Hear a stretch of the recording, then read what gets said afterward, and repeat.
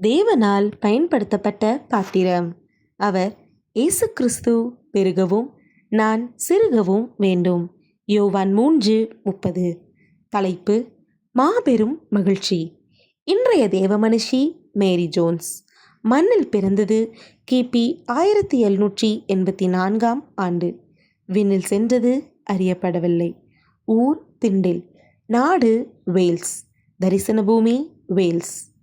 Wales நாடு. சிறுமி மேரி ஜோன்ஸுக்கோ கொல்ல ஆசை. சொந்தமாக ஓர் வேதாகமம் வாங்க வேண்டும். அந்நாட்களில் வேதாகமம் கிடைப்பது மிகவும் அரிது. அப்படியே கிடைத்தாலும் ஏழைகள் அதை வாங்க முடியாது. விலையோ மிக அதிகம். மேரி ஜோன்ஸோ பரம ஏழை. அப்படியானால் வேதாகமத்தை எங்கனம் வாங்க முடியும்? 6 ஆண்டுகள் கடந்தன. உள்ளத்தின் வாஞ்சை வளர வளர தான் சேமித்து வைத்திருந்த பணமும் உயர்ந்தது. ஆவலும் வளர்ந்தது. ஒரு நாள் மகிழ்ச்சி பொங்க துள்ளி குதித்தாள் மேரி ஜோன்ஸ். வேதாகமத்திற்கான பணம் சேர்ந்து விட்டது. 25 மைல்கள் தூரத்தில் உள்ள ஒரு போதகரிடம் வேதாகமம் இருப்பதை அறிந்து அதிகாலமே உற்சாகத்துடன் தன் நடைபயணத்தை துவங்கினாள். பெரும் மகிழ்ச்சியில் இடி விழுந்தது போல் மேரிக்கு ஏமாற்றம் அங்கே காத்திருந்தது. வேதாகமம் இல்லை என்ற பதிலை அவள் சற்றும் எதிர்பார்க்கவில்லை. தேம்பி தேம்பி அழ ஆரம்பித்தாள். போதகரின் மனம் உடைந்தது.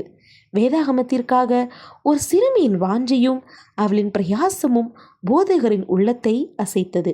தான் உபயோகப்படுத்துவதற்காக வைத்திருந்த அழகிய வேதாகமம் ஒன்றை எடுத்து வந்தார்.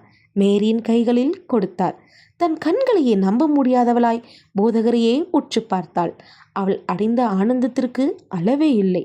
ஊரை நோக்கி ஓடோடி வந்தாள். உறவினரை அழைத்தாள். உற்சாகத்தால் நிறைந்தாள். வேதாகமத்தை உறக்க வாசித்தாள். மேரியின் வாஞ்சையும் ஆர்வமுமே சர்வதேச வேதாகம சங்கம் தோன்ற காரணமானது. அன்பரே, வேதாகமத்தின் மீது உமது வாஞ்சை என்ன?